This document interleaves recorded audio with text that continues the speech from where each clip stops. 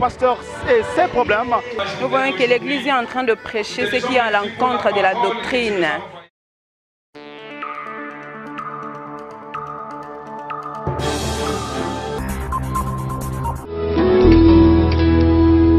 Du nouveau du côté de chez nous, Casa Pénoël, agence de fret aérien, fret maritime, entraide familiale et logistique de l'Europe vers l'Angola.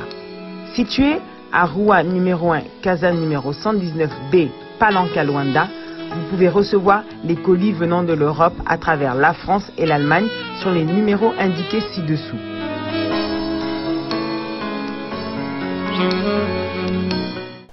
Bandeko balandi ya Erotech TV mbote na bino et pai boza na tango oyo eza esengo munene pona oyeba ke boza ebele bolandaka biso ebele bo partager ba vidéo na biso ebele bo encourager biso ebele bo tchaka ba commentaire ebele bo s'abonaka na chaîne na biso Erotech TV. Awa naza pembe na nga naza na bandeko o to sa na bango émission oyo laissez partir mon peuple, laissez partir mon peuple. Ezali émission denga tolobaka o ezana pona ko fungola bino matoi ko fungola bino misu na muyibi ya ba pasteur na lokuta na bango o ba balola ba verset ya Bible na ndenge na bango po ba boza la esclave na bango bon mais la bango nyos o bana on posa. Donc na moi lelo to ozala awa na kati ya émission oyo ndenga tozalaka na maître Chouramboma à ma gauche. Bonjour maître. Bonjour Jean-Paul Erotech, l'homme intègre. Merci. L'homme intègre. Alors on a droite dans tozana maître tozana Galate le messager. Bonjour Erotech, la qualité qui fait la différence. Merci beaucoup. Tout ça, bon, on a homme de 30 ans de ministère, Bishop Chatumba. Merci Erotech. Merci beaucoup d'avoir accepté cette invitation. Donc on est parti pour une nouvelle émission en ce dimanche 15 avril 2018. Donc nous sommes là. Et cette émission est tournée depuis la capitale française, Paris. Et donc voilà, nous sommes là pour parler à votre place. Bandeko, tozana masolo et belé, lisolo liboso, ezala ndeko moko afandi awa en Europe, na mboka Belgique, oyo aventure kwela kie ezala mukete, ezala ndeko pasteur moko ayaki mikanda te, musala te, esika olala te, ya héberger ye. Alors bon, oyo aza musala na Nzambe, ta mususu kolekane na kati ya libota na ngai ozala bénédiction munene pona libota oyo atie na kati ya ndako alobi non ndeko yo loko oza na ba problème yaka tofanda nga naza na kati ya mboka oyo natangi ba classe na nga na sali ba université mais eloko eza ozanga ngai chaleur humaine. Alors memelanga moi chaleur wana ekosala nga bien ozala posa mbongo te mbongo eza na mponga na salaka ozana posa ya esika kolala ndako eza munene donc awa kutu donc bilanga ko banga te akamati mosali na Nzambe ana entre guillemets mosali na Nzambe atie na kati ya ndako mais oyo mosali na Nzambe asalaki ye eza ya mokete tozozongela ngo. Alors tozana deuxième point et ozala ndeko moko a posé une question donc toko kota na kata mituna na biano puisque boza ebele bokomela biso ebele batuna biso babi mais ndenge nini tokomaka tomona réaction te. Alors makamo tokomaka botanga kango to botanga ngo te certainement nazo confirmer bino na tango que tout ça là attention na obino komela biso yango ndep et ça là que tout ça la bémission na biso oso botinda ba voice to zo ba voice wana to diffuser de manière à ce que et reconforter ba bande comme mususu donc to répondre na mituna pe biano.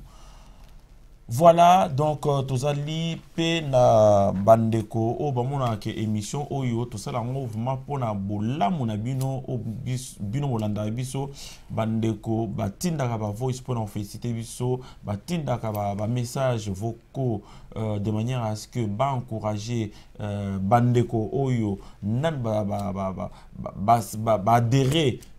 adhérer vision OT de manière à ce que ba fungola miso. Donc yo soki nanu ofungoli misute so moni mbongo kende mais yo so akelo mote Donc, c'est-à-dire que vous avez un esclavagisme. Il faut un jour au bima. Il faut bima. Surtout, vous avez un bande kobaroba que vous avez un poto quand ça l'église.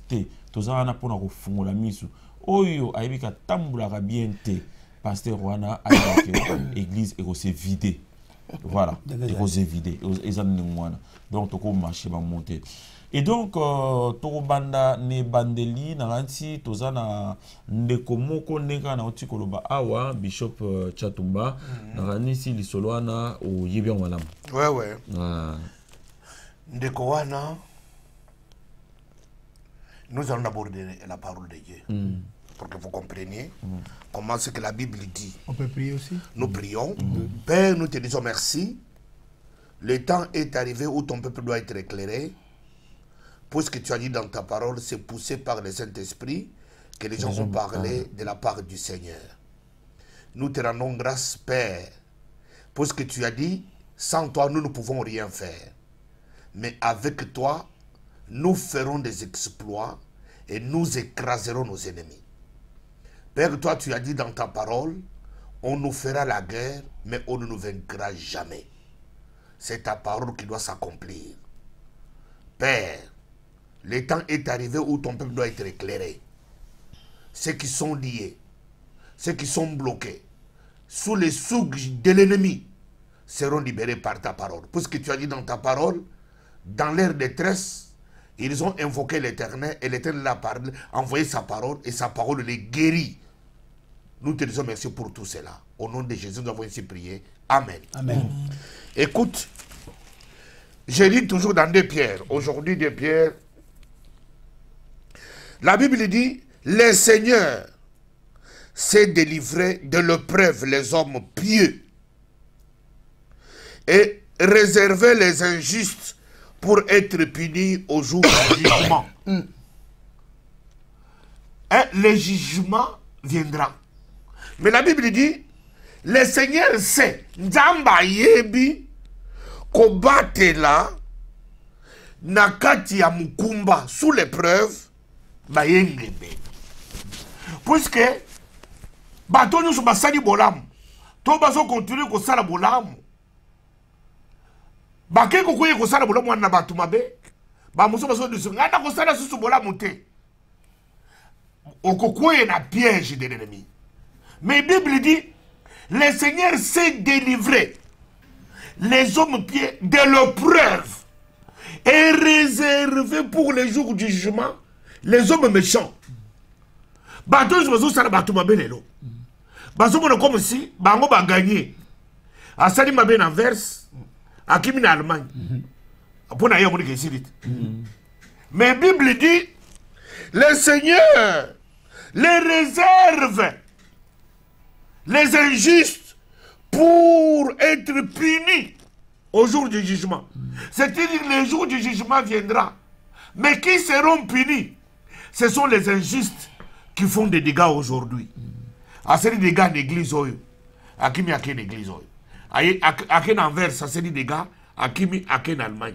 À fond l'église. À fond l'église. À changer na combo.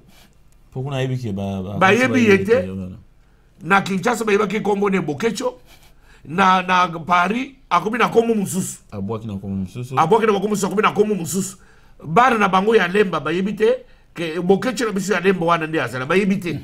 Bazoka lisaka oyo mususu ya sika. Njoka ndi azaka ye mukwana me a changer de combo. Ke ba bokecho premier wakantiza ye. Te bokecho wana te watu zoma ka baba pasteur. Oya combattate. Alors c'est pour vous dire que Bible dit le Seigneur il sait préserver les hommes pieux de l'épreuve, mais les injustes, pour les jours du jugement, ils doivent être punis. Est-ce que vous avez dit? Verset où on est le fondement, il y a des déclarations, il y a des repentance en public. Puisque dans mon que na série ma beignon sont na série peut-être mon tombeau quitté. Je peux être comme tous les autres amis. Mais la Bible dit, il nous réserve pour les jours du jugement, pour être punis. Ça peut te prendre 30 ans. Ça peut te prendre 40 ans.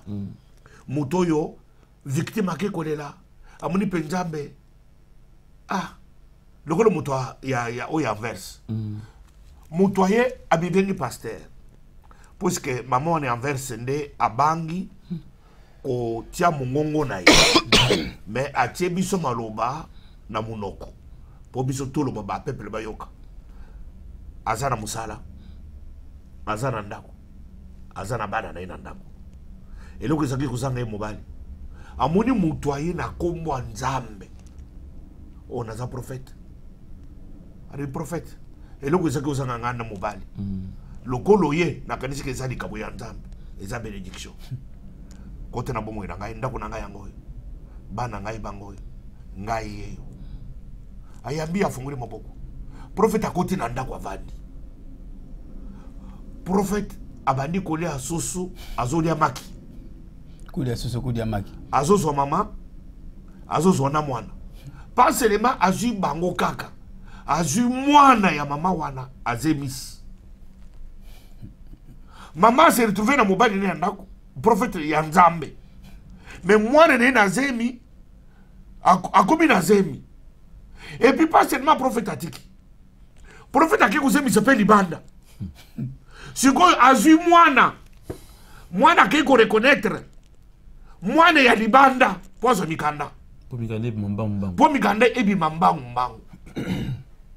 Ye prophète azomona ko gagner na ye mikanda na ye mais botana ata mikanda ya ndenge wana ekopeso bénédiction ndenge ni parce que bakolo mikanda bakotika na connaître toute leur vie pas seulement aux maman mais aux na mwana pas seulement aux mwana aux emis siko mwana ngo boti mwana na yo mwana ngo azolo mwana na yo oboti ti ekoko ozaki ko so mama na ye. C'est mon prophète a sidi Monique échauffé dans verse. Prophète a qui m'a kewapi a qui en Allemagne. A comme en Allemagne a qui ko fongo l'église.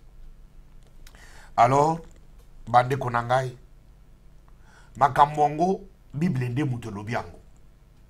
Et le que le Seigneur sait. Tant que baso le bakenzamba yebi. C'est la parole de Dieu qui dit. Et zangate. Parce que ce qui nzamba yebaka te, Bible ekoloba te ke nzamba yebi. Ndeko nanga ya mwasi oza na verse. Ozali inconsolable. Ozali kolela. Peut-être que moi yeli oyo na verse et cause aux États-Unis muto et ça le pays. Et cause à la peine na Canada, to na Kinshasa, to na Lubumbashi, to na mboka ni na mukili. Biso solo ba na internet. Muto muso cause à la likambo isalemeli épée. Il y a verse te, mais il y a le lenge ya muto en verse. Mais Bible le que nzamba yebi bande konanga ba onyo soza ba victime ba musu basana ba morgue na minute oyo bazoli le bibembe bwana ba passer ba bomi bazeli konela boza ko mituna nzambo lo bakitoke ko sambela toke na église tozi bango baseni na nzambe na yo mais tale le rure résultat to komi konela na kena mobile nanga ko ikotika de bembe na yambi musala nzambe na kati anda kunanga musala nzambe pas seulement mwasi ayambiye pas seulement azui mwasi azui na mwana pas seulement azui mwana azemi na mwana mais amebengi prophète mais Bible lobi nzamba yebi biso tout toloba nzamba sandi nini nzamba yebi to biso tout toloba nzamba sandi nini nzamba yebi. Ah, la Bible dit que Dieu le Seigneur sait délivrer de l'épreuve les hommes pieux. Maman likamboyo et yelio la Bible dit il sait délivrer de l'épreuve. Toi, tu as utilisé l'hospitalité biblique. Pas seulement l'hospitalité biblique, tu as fait besoin d'un mari. Au bout de tu as la Bible, on dit que dans une mobile. Mais, la Bible dit, Dieu, il sait délivrer de l'épreuve les hommes au pied. Et puis, les injustes, la Bible dit, et réserver les injustes pour être punis au jour du jugement. Les injustes bato bazo ya na kombo nzambe baza komibenga basani na nzambe mais ils sèment la désolation, ils sèment de pleurs. Aujourd'hui l'église c'est de l'opprobre. Aujourd'hui basala nzambe nyonso bakoti na sac ya bato mabe comme si bango nyonso baza bato mabe bakomi kotambola elongi na se pona bato mutindo aboye. Mais Bible no bike Dieu sait les délivrer. Mais, méchants, les injustes, ils seront punis au jour du jugement. Alors le messager, Bible lobby pour la maman Oyo, Nzambe azala na yebi pa yazali. Elingo lobakeno ndaku na yo okokotsa mutu nyoso tute. Baza ko profiter na ba faiblesse ya bato. Yango émission Oyo baza ko landa émission Oyo partager en partout. Peut-être ekweli maman Oyo lobby ekokwela yo, ekokwela intel. Vous me partager émission Oyo poteba Oyo na ne komeli bangote. Tangu bakoyela bango na ba Bible basimbi na maboko nzoka baza banganga. Ba fungola ba porte na bangote ba discerner ba tuna nzambe nani oyo aye liboso na biso parce que ezali mosala na bango oyo to bengi bango ba méchant bango croyé akosi na Belgique ake na Anvers ake na Liège aza ko changer ba kombo na ba église akomi caméléon serviteur caméléon croyé nzamba zo mona ete nzamba lobi benjiste azo réserver bango na etumbu kolanda bango. Mais bino ba yenge mene na bitumba na bino nzamba bosani bino te ayebi akozala na bino akokangola bino même eumeli suka sanza ekoyeba nako tanisa tongo. Alors balandi biso bo sosola toza ko continuer koloba toujours que non batu oyo baza ko simba Biblia bazali ba criminel batu makila bazali batu oyo bazali na liloba kati na bangote baza ko utiliser kombo ya nzambe mais nzamba yebi bangote pona ko kosa bana na nzambe kombo ya nzambe za bango na munoko ba chapitre na ba verset na maboko na munoko Bible na maboko mais bazali bandoki kati na batima pona ko détruire bana na nzambe ndoki aya pona ko boma ndoki aya te pona ko sangisa ndoki aya pona ko panza ko détruire tangu bango bazikoti na ba batima so ndizo ba serviteur ya nzambe kotanga kombo ya nzambe na munoko na bango mais nzambe ayebi bangote depuis musisa na bango tina suki nzambe ayebi bangote mais baza ko saela kombo ya nzambe pona kokosa bana na nzambe miso ife fungwama bekai ekoya bino bomba na kotanga Bible ovani na ndako na yo eloko ko sala ezali te olotala ka magazine otala télévision mais pesa na kotanga makomi oza kotanga makomi Saint-Esprit yango moko ekote ya yo ekososolisa yo bipai oyo comprendre te tuna bana laisser partir mon peuple bo bengi bakolimbola yo bipai oyo biso to kokite Bible Saint-Esprit yango moko ekosunga bino po boyeba nini oyo nzamba lingi pona bino ebikisa bomwe na bino batu wana bo bimana ba vie na bango botika kolanda bango bo pesa bango ba mbongo na bino te boza ko kaba bomwe na bino bana na bino bokotsa bango na bandaku te tala akoti na ndaku na yo nguma abandi kozwa yo mama oyo to bengi kudia soso kudia maki atiki yo mama akei na bana azemisi mwana azwi lisusu akikozemisa na libanda wana azwika mwana ndako akene ko déclarer mukanda alu déclarer mwana baboti na libanda pozo mukanda nyonso wana ya kanisi biloka mokilo ya zwi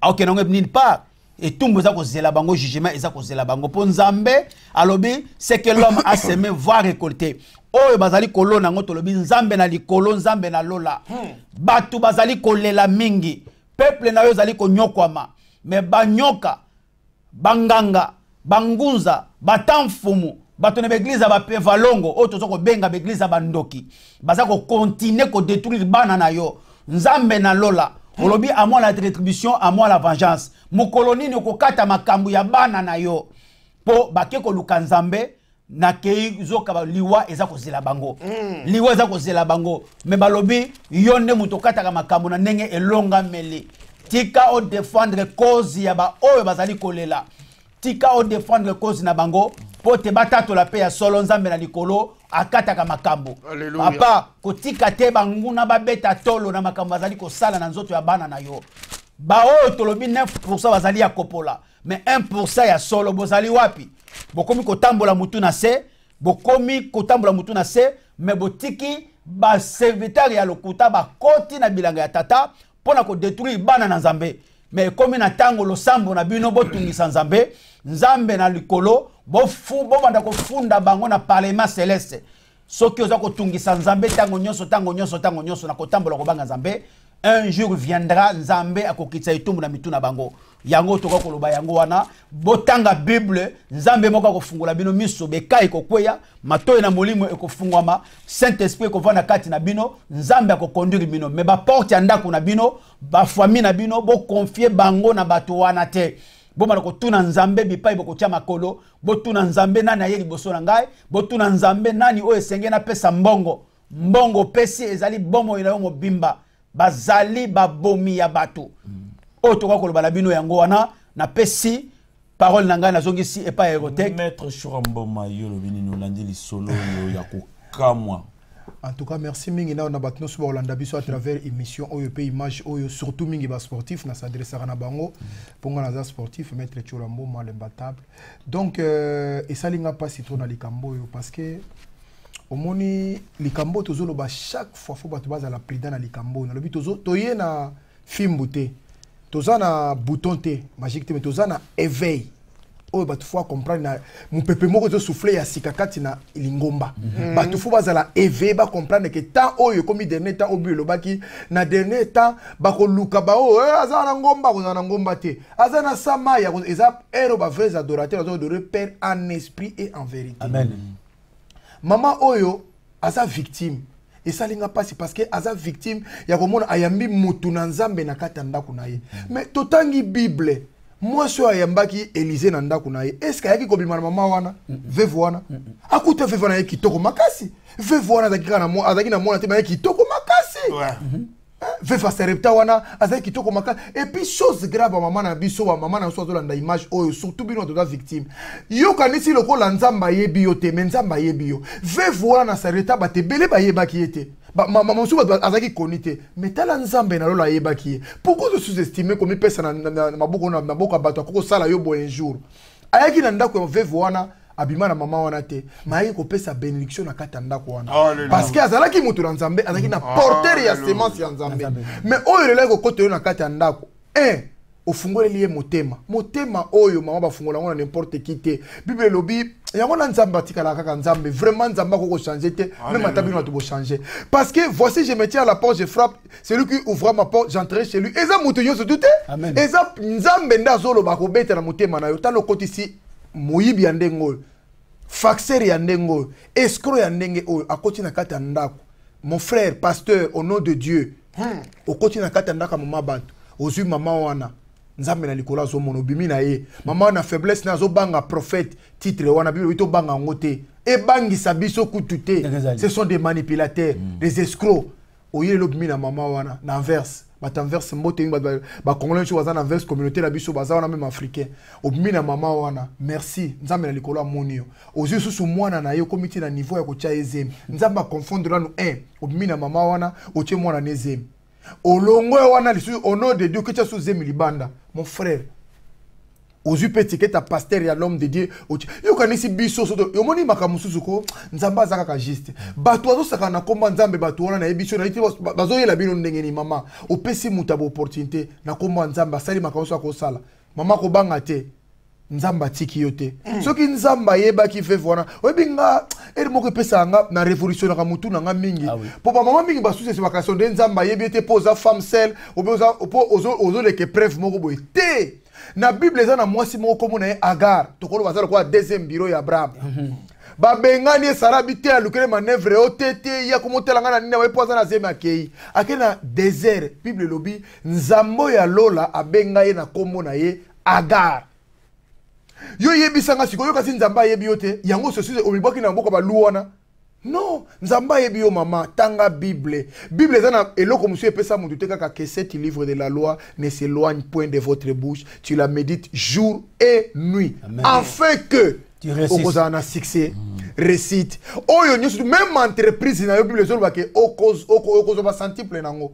bongo lelo mama tala ko comité ke pas pasteur tala ndenge a déshonorer yo na misu ya bato mais ko banga te nzamba déshonorer yo te nzamba kotala kana yo soko atala ngo lelo te ko banga te nzamba alobi ko banga te ta kimi ake ville mususu tala yaleki alegaki abel na kaye na ko kima te webi kaye kima ndenge ni nzamba rattrapa kaka mutu mama ko banga na yo te nzambe oya moni yo a fortifier yo nayebi koza na pasi parce que lokola pasi na biso tozo kango te to a fortifier yo parce que muta ko fortifier muteza ka nzambe a fortifier yo mais lobby na bo baza entourage yo renverse na bato baza na mboka mususu tango zo yamba mutu na kata ndako na take mutu na nzambe d'ailleurs info mituna il faut avant ko tsa mutu na kata motema pe na kata ndako na yo frère na ngodola na nga sœur na ngai yango lo mono e mama olanga kanga bato église makaba beta dam yango azaki na raison na maman na quelque part des raisons te kasi méfiance e comme na bato si makambo yo oyambi mutu sans ye beta dam ne lo bango mbala moko tse ndako a détruire yo or bango bazo yamba ye parce que bato mingi basala ka contre nango l'homme intègre rotek yo kasi pasteur asoka lo bike ngabo ya ko kamakambo na ngana sana vira bato bakoya bato walanda ka bino po portaka kombo nzambe parce que vous êtes mon comme nzambe ninge Deutéronome loba tout le monde verront que tu portes mon nom ils te craindront yango to banga bino bato pesa bino ba respect wana mais ça te que pona yo moko vina yo ndenge wana siko parole wana lokola nzamba sa pesa bino ndenge wana et comme lokola marteau mutu nyoso komi ko profiter au sala o nyoso ko linga mama bao batikali bao non ekomeli bango te lokola ekomeli ndeko yo zwa mayele mona liboso tala liboso voir loin viser très haut et comme la bino lisute éveille yango laisser partir mon peuple tant moi li kabolingo comme maman pasteur moi linga comme de gauche à droite yebi c'était naza moi laisser partir mon peuple makambo eko le kalisute ce que c'est les gars na 2015 na 2016 17 tito que na 2018 19 ezali sous makambo te batu bakotika makambo et puis kene l'Allemagne nengo komi wana passé wana ko landa yo et puis moi naza vivant et ça le ko ndimeli Yesu Kristu ozaki liboka ko kata no bozaki ozaki liboka ko kata no ndimeli Yesu Kristu kasi liboka ko bakisa matin conséquence fezala batu ko mona ke mutu to lanza mais liboko eza ko kata na papa ke en Allemagne lokolo za mutu a 100 mutu makama mabe kuna pe ko sala kaka le même oko sumba pe kaka ndongo to sumba na inverse mais nzambe ko s'occuper na ko tika ona bo moyo kende bongo te s'occuper meno ko kitana sama bele no mate akofuta yo natanga verset moko peut-être to comme à la fin ouais. Dans Apocalypse chapitre 22 verset 11 la Bible dit que celui qui est injuste soit encore injuste que celui qui est souillé se suit encore que le juste pratique encore la justice et que celui qui est saint se sanctifie encore. Ouais. Voici, je viens bientôt et ma rétribution est avec moi pour rendre à chacun selon son œuvre. Est-ce que cela est? Oui. Bato masumu sana ni ba continuer masumu bele ba lia bola nguba bosala kaka kama masumu ba pasteur bo continuer ko zambonga ba ko sente ba frère ba sœur bosala makabu ba ba ko ba pede bosala na bino bosala makabu na bino atangi wana te wana kuna nasi alors c'est pour vous dire que musantu sala ki musantu na yo comité kate aux entraîner na bavant oyo nyosa ba doctrine les bishop ndenge boyaka pena pona mama no kasi ya comité kate tala ndenge bolata ka maneta pe au suis col pasteur yango col pasteur na médaille minene na médaille minene voilà col pastoral e uta ezaka biblique mu col musu to lobela col pastoral ezaka biblique non les habits sacerdotaux voilà voilà bishop pardon non les habits sacerdotaux à chaque musala tant yo ko na tane ozoboye OK ko sala combattre ko na te bilamba na yo ya combat vous comprenez chaque profession azana na coutrement il va passer des arateni pastoral on les bilamba teni pastoral bible mu te recommander alors c'est comme ça on a lobi ma oye na ba col pastoral mikolo bo viclaire mte sala musala wa viclaire siko oye na face a bo moto OK na kati kuna na kati na yo wana ozali lu koi azo paraître mal être né à Kopola ouais abi ba continuer ko ça yo na vino passa biloko te e belé mbale belé mais soki le longa na komi awa na komi ko na bangi mwasi na ngate parce que batu mingi bazo banga basi na bango o mwasi na ko boya ngai ngana sina mwasi na ngana ndako le salut est individuel mukolo ngai na kokufa na kenda libulunga moko et puis soki ngana yo ki bible le biso ko yo ki ngaso na miso abatu ngana ko so na miso ba ko na yo ka maso na batu te ya banjelu batu mingi bazako yoka sonia batu yango zo ba passer ba vandi akimbi ngana za chef ba passer ngana za mukonzi boy mais atondi na masumu azamu to masumu et puis nzamba yebi yango ngana na nguli kasa ko wana tala ko benga ngana église note naza nango posate posera ngai ezali ke lelo ndenge naza boye na lobby bana nzamba bayoki to préparer bango na ngai nzela poto ke ndo wapi na lola ouais banda ko na bino oyo bozo na banyonga d'église Pona kotoka banda ko na bino ekotikala. Botonga bosala nga sumu. Bosala posa ko soba sia sika ba oyo bosuna no. Bambongo so na église c'est pour tonga banda na bongo. Yo so mon église ni lesui mbo école récolter ngana sana parler à pasteur. Ba récolter mbongo na église belé ba soba banda ko na bango. Basana poto. Mais il faut ebisaka bango na tanga Noé banda ko nele kaki he. Mais ya banda baso ko masuwa muke muteke ndakira ba. Bible lobby nyonso zolone za yo. Pasteur nyonso azako banga ke o tango ngana kukufa na kutike de bana na ngani. Ozo comprendre. Bongo tanga Sodome na Gomorrhe. Alors l'autre kaka bimaki na ba. Aïe aïe aïe, c'est wana. Ezali na Esaïe chapitre 44. Alors la Bible dit jusqu'à votre vieillesse, je vous soutiendrai. Jusqu'à votre vieillesse, je serai toujours le même. Est-ce que vous entendez? Ça, c'est la Bible qui dit. Hein? Jusqu'à votre vieillesse, je vous soutiendrai. Jusqu'à votre vieillesse, je serai toujours le même. C'est-à-dire que, passez le azoko de ce que, n'a coûté que les barres n'a gagné. Il faut encore tabagnon, il faut encore se voir sous mandat. Et pourtant, que Esaïe 44 avait déjà dit ça. Même dans le Nouveau Testament, on se comprend. N'a lobike, n'a cause la nengi moko.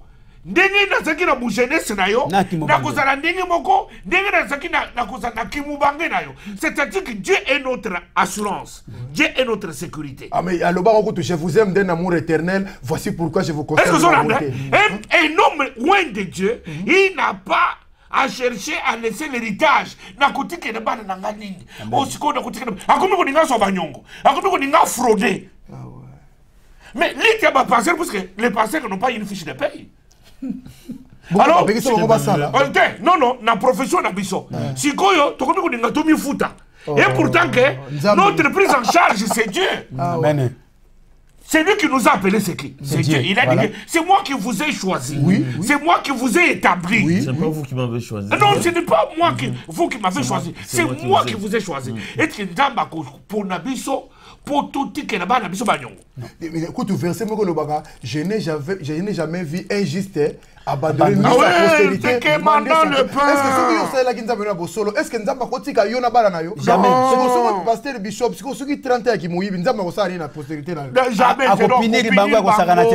Ah bon? Yango so lelo kende na banda ko ba pasteur. Okota bana ba ko na ba jamba. Bana ba pasteur bi ba ko ba kosala ba ekobo. Bana ba pasteur ba ko ba mibi ba ko ba pédé, ba lesbienne. Pourquoi parce que ba misoko de pasteur et moi zo longolisa bango ba zemi. Pasteur parce que Aza il veut se faire sa propre justice. Pasteur veut apparaître. Ozo lelo. Tolingi ba yeba ngai ki ngai nde. Bomo na mutu kana ngai. Bomo na banda kuna ngai. Bomo na biloko na ngai. Et pourtant que biloko nyonso wana to monaki ba apôtre te ya Yesu place batika ki héritage abanda ko na ils ont laissé que la parole est de Dieu. Bishop Tatumba. Alors na niveau ya ko pesa na kati église yo za muta 30 ans na kati ministère. Lelo ndeko mo abengiso na Irlande. Alobi tunelanga Bishop Tatumba yem tasali 30 ans de ministère. Est-ce que dim ba pesa ngo lundi, dim au pesa au mardi, dim au pesa au mercredi, jeudi au pesa dim, vendredi dim il faut ezala, samedi dim il faut ezala et dimanche wana ezangate. Est-ce que dim il faut ezala tous les jours? Et puis ndeko wana lobi non. Et le wana na yipsa imosi na ngai il faut tout na Bishop Tatumba parce que eza normalité.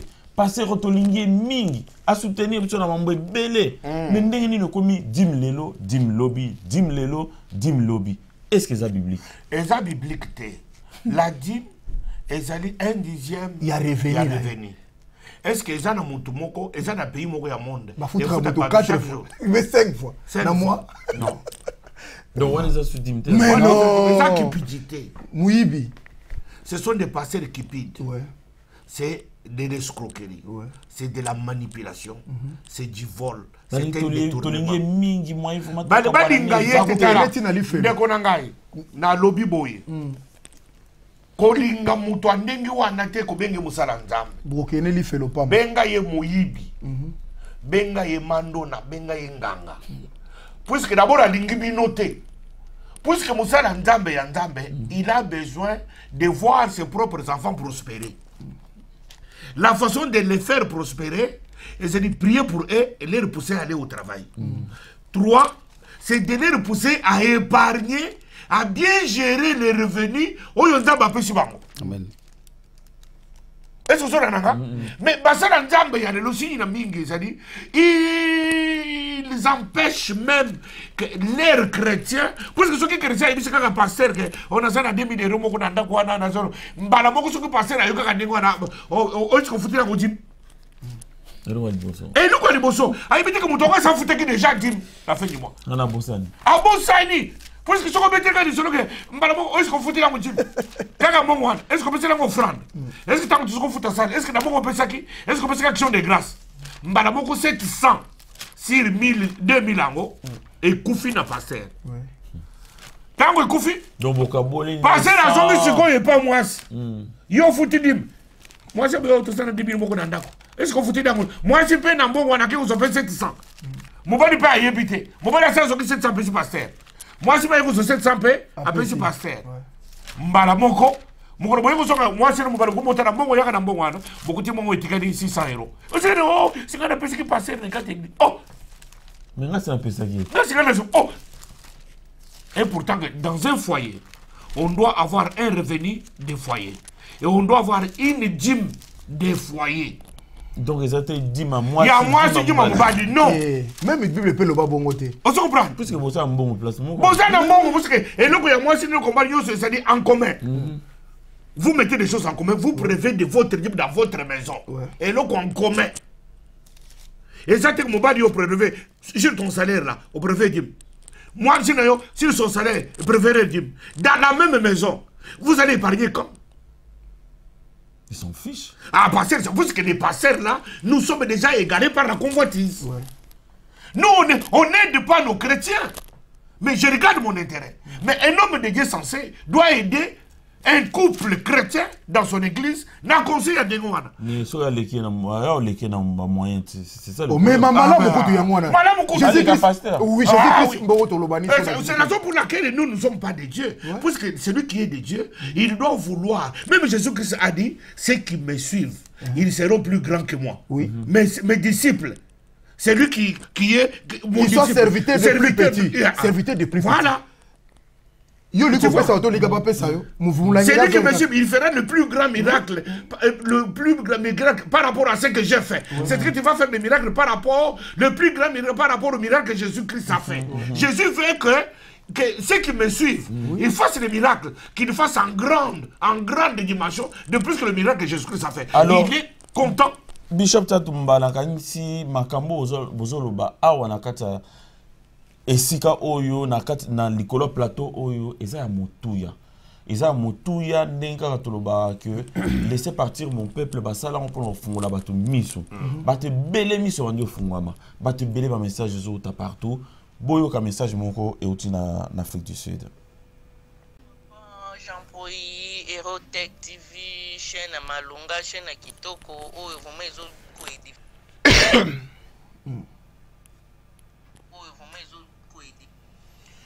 Bonjour papa Jean-Poy Erotech TV chaîne Malunga chaîne Kitoko oyo vraiment ezo ko édifier peuple de Dieu dans l'émission laisser partir mon peuple na lundi émission oyo salaki pour na témoignage na en tout cas na moi vraiment kozo sala musala na yo sans intérêt parce que j'étais rien donné pour faire passer le message na yo comprendre que mission na yo objectif na yo ezali quoi pour atteindre peuple de Dieu bo fungula bango mission en tout cas na moni na mukeo na bando kozwa tapo non pour te corrompre bien pour te exciter à kotia ka babiloko mais eza pona ko sunga moi muke ata moi 10 mois 20 mois 30 pona carburant pour moi miko pour matériel il faut ezala pour permettre bino bo travailler bo loba bo panza parce que so na tamli esclavagisme o bino kutu bozolo bate po ya minene ezali mais cette fois-ci na ko luka na ba preuve beaucoup par image comme ça na témoignage et accompagner kango parce que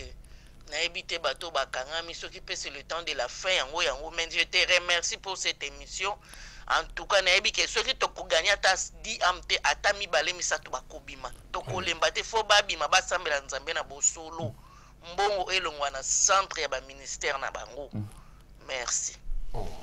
Galati. Bon, nzambe azwa lokomo na bango nyusto za koloba awe ezali po bana na nzambe baye bana ko lamuka. bakosa bango te bit na bango ezali te bekai na bango ekweya so bayeli bango makomi balobi eza makomi oyo te po dès le départ nzamba na besoin mutu azala mumbu ya mutu te nazongi mambo ya dimi oyo bishop auto ko développer o mais so totali na Hébreux 7 verset 5 elobi selon la loi ce sont les lévites qui préservent la dîme sur la tête de leurs frères babi selon la loi Hébreux 7 verset 5 bishop okotanga yango parce que bana nzambe toboto lo bakeno baza ko lo babilobela Hébreux chapitre 7 verset 5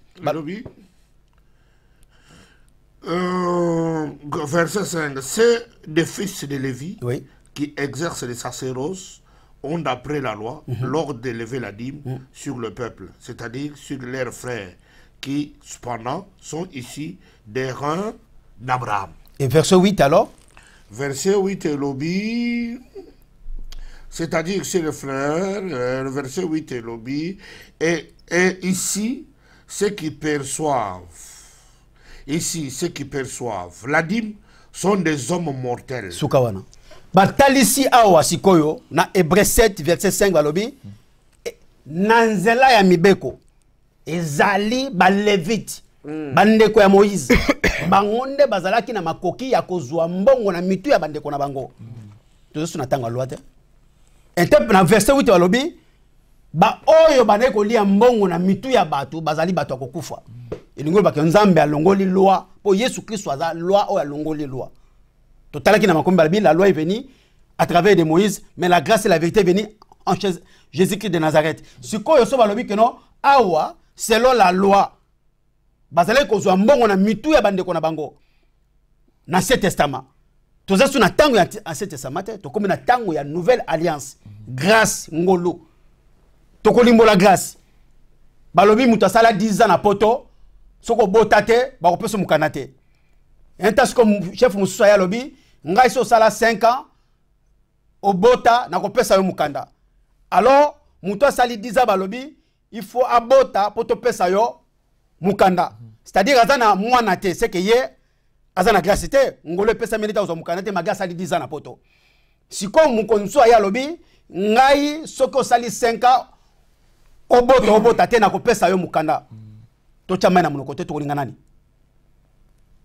to kolanda oyo alobi obota te mbula mitano na poto na kopesa yo mukanda ye wana Jésus de Nazareth et ce loi te et komi ngolu grâce na vérité bongo ndeni bakozong sabiso toujours na Ancien Testament o ezalaki mibeko Moïse azali balobi bien o bazwaka yango bazali bato kokufa bala mukanda to ba no sala musala wana o ezali mambo ya dîme toza na tango ya mibeko te ngai te bo balongola yango na Bible bito kolongola te to bakisa te makomi yango ezali awa Hébreux 7 verset 7 5 à 8 8 lobi ba oyo bazoka mbongo wana bazali banani non balobi ba oyo bazoka bazali ce sont des hommes mortels. Attention voilà. Les hommes mortels baza bato kokufa te baza bato eliki kolobake ba oyo nuance moko eza nuance balobi ceux qui perçoivent la dîme sont des hommes mortels eza bato ya kokufa te eliki kolobake bato bazaki kozwa baza bato lokola yo lokola nga ce sont des hommes mortels homme n'a jamais été éternel tout homme est mortel mais bakokufa mais bishop ce sont les hommes mortels mais bien sûr tu continues spirituel so to koti total na kata charnement to koti na spirituel sont les hommes mortels ba mbongo bazwa wana bakena nango na kunda basala nango misala moko ba profiter nango neloko moko te c'est balobi selon la loi na verset 5 selon la loi na nzela ya mibeko ezali ba leviti batu bazalaki kozwa mbongo na mitu ya bandeko na bango ta balobi selon la loi na nzela ya mibeko est-ce que toza na tango ya mibeko to komi na tango ngolo toza na tango ngolo to suna makamako lobela so biloko te et la kisi ba okola suna mandaku Bible la kisi biso na Jacques 1 verset 27 vraie église sans tache ni ride à laquelle tu peux planter mwana mobola veuve opprimé lona kuna olona mabela kitoko po yoko na lona mwana wakufela papa mama na se tromper na loni na veuve o mobala akufa tikali moko na se tromper na loni na shego babo oyo papa mama baboma bango bakoseli bango bandoki babote bango lopango na balabala na adopter na tangisi classe na lona mabela kitoko na se tromper o Bible bis vraie église sans tache ni ride bongo yo ke kolona na muto ya za na mai na makila alamukaka na tongo te yesu ande kosala mabaya mais lelo tozomona makambo yango ngoyo alors po na ngai nakoma kolona na bana babola nakoma kolona na kosala makomi naza mutu ancien testament te nouveau testament loi basi balongola et comment ngolu na grâce attends vous allez pardon bishop chantou au moins la première place on a pas lumière fait à la boy dim ezaki prélèvement pour na ba lévite bon bazaki na kati ya sacerdoce voilà ça ba déterminer kité bateau so azako beta mbonda bateau so azaki ko sala ba holocauste ça bango bazaki na droit ya kozwa mbongo wana po azaki na musala musu ya kosala te bazaki en plein temps na kati ya lévite wana bango voilà alors ezaki pele comme ça normal jusqu'aujourd'hui mais problème nango eza nini siko lelo ba pasteur oyo ya biso ya lelo balingi nde kosala te bango bali batika na eloko wana les pièges eza wana mais lingo loba nini pasteur akoki kosala pasteur akokele mosala non loi change non ezaka même loi pasteur akoko kosala mais bazozwa mbongo wana bazoko utiliser yango abusivement poto na premier koloba ke baosenga mutu dim pendant 1 mois 4 fois 5 fois yango to ko prélever likambo oyo dim eza normal mais ndenge bango bazozwa na mosala ezo sala mapo ekene yango ezo sala te yango esenga siko bazomona ke non de préférence na sala nango na ndenge mususu eza pe mabete na kozwa lelo dim par exemple nga na uto seka kutu likambango na pesa ki mère nanga mbongo na kocha mo na tiki mère nanga mbongo na tindele mère nanga ayebisi nga lobio na pesa ki dim oh yo sala to ke pesa o pasteur na tumta nga bité akosi yo ko pesa ite po ngam na ko pesa ngo po ngam na kendanga musala nga na pamboli yo kana pesa taki mama boti ngai tu vois donc les mêmes erreurs sala mandengo wana siko ba pasteur bazui omoni niyanso wana fausseté wana yango etika ina bango alobi nga na mo ba pasteur mususu bazana torsiao azan église na torse sika mpaka lingoma pato ngenga sambela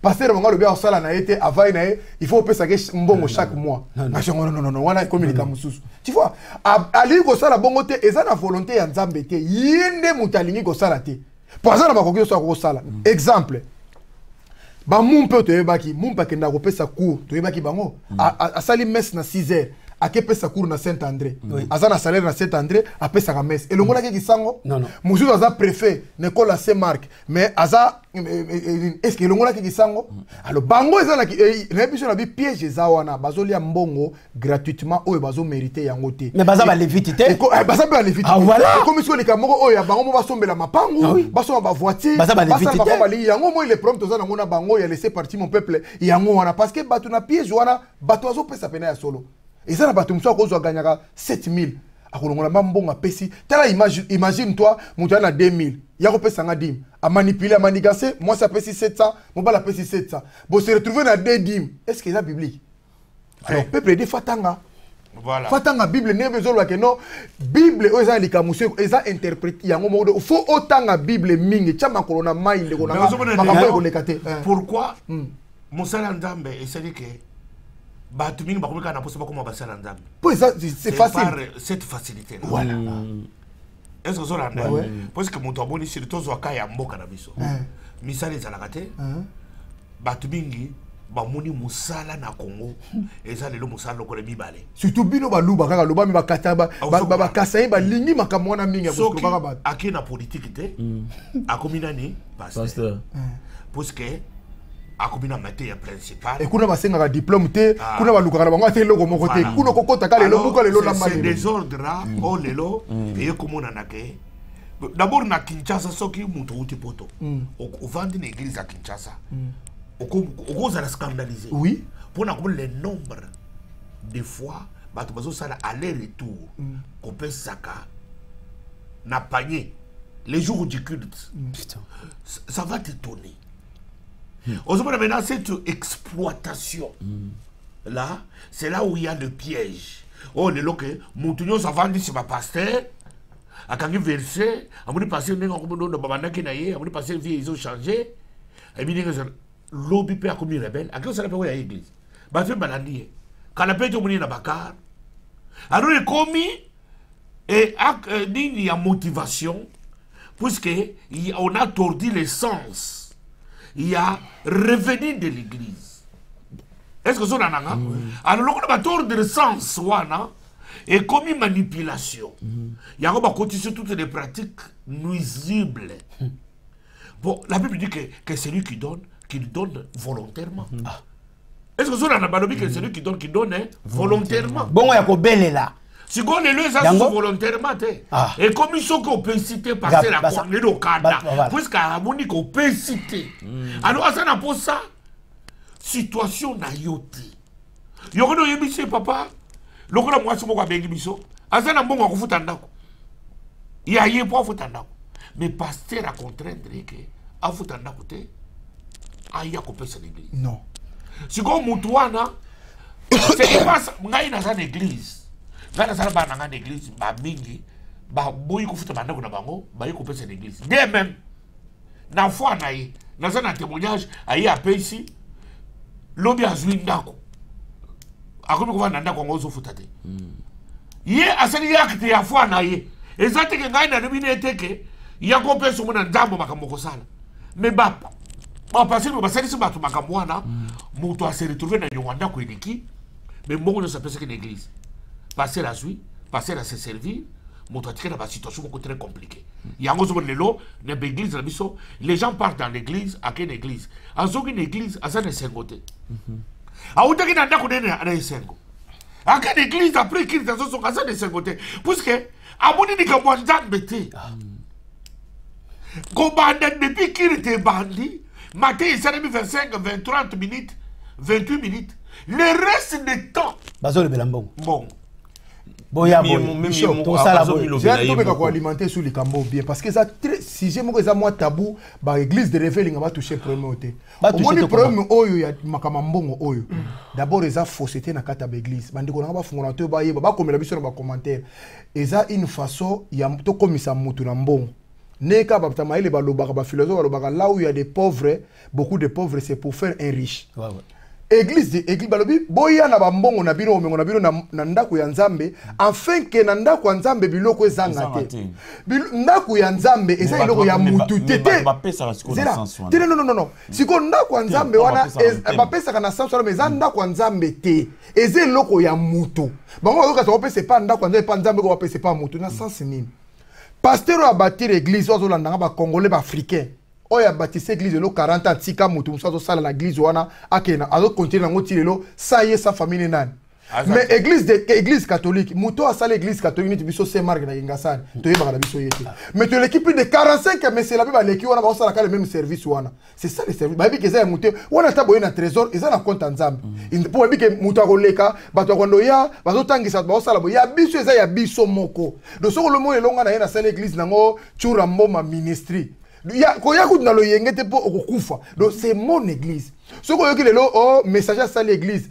ce que donc eze loko na ye eloko tout bana congolais yango na fuba isa batuke te boyaka awa eze église nzambe te eze église nanga prévaner na ko bengano l'air na lingi na ko lukelo problème na ko sala pona oya nzambe te to tangi be na Ancien Testament to tika lo mona ngonde ngona te eloko ba congolais zo ngoko te yango na ba pesa ka batone za ya bango prévaner ceux qui ba komi na mbongo batali boso ba matela kaka bandimi wana okoyoka yepa yaki pauvre bino mo mwende pasteur aye ayesa bino oyo kutu ndenga yaki na mona ki yeti azokoma pe koloba ok yako sera yepa yaki pauvre bino to komisi muta mbongo tu faut des problèmes wana bosana alors bande ko balandi na kasi to komi na suka ya tangu na biso merci mingi pona attention pour pesa na ba mission na biso merci mingi pona ba retour na bino tozui ta ya kokende na ba commentaire milai te puisque ngonga na biso komi na suka na kanisi to komi bala sima to continuer na même lancer pona ko l'axabino qui est otanga ka onyoso bokoma na sa ba vidéo na biso et donc na kanisi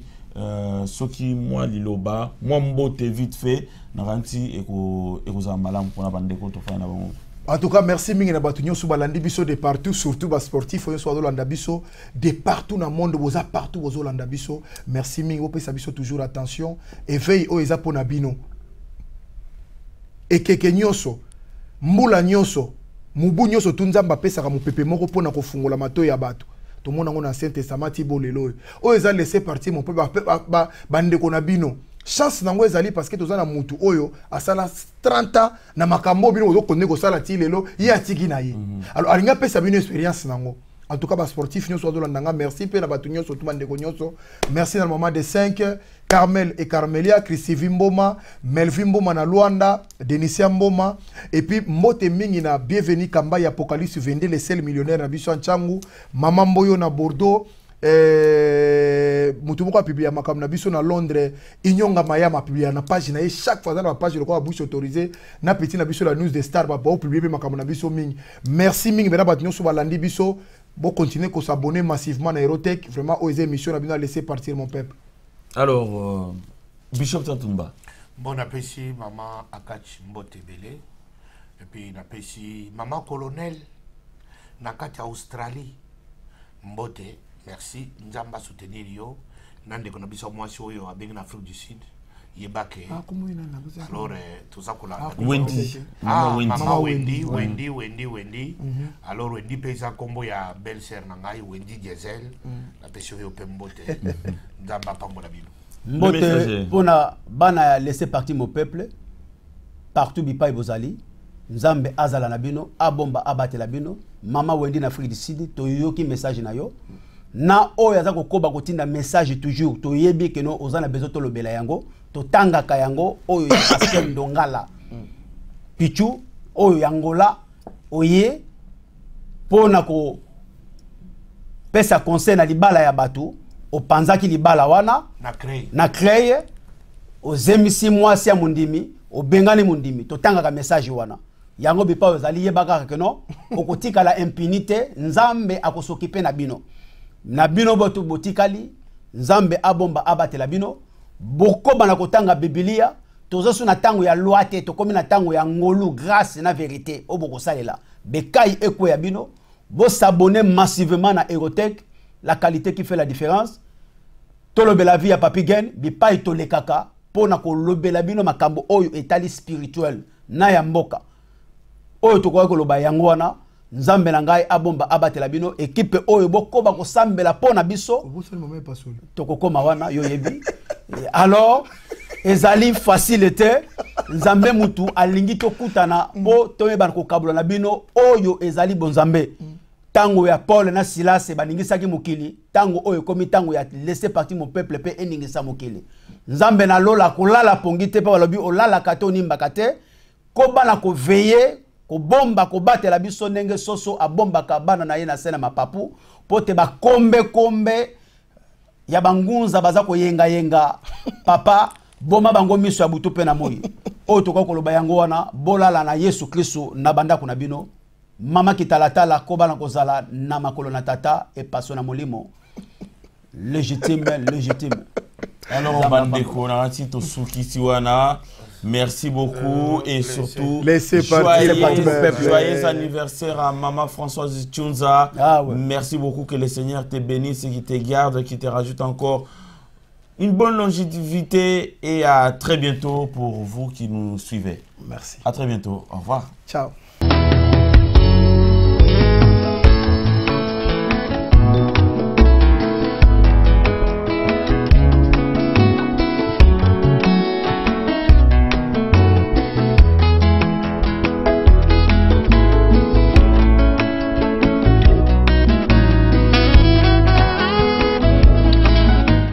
Casa Pénuel, juste pour vous satisfaire.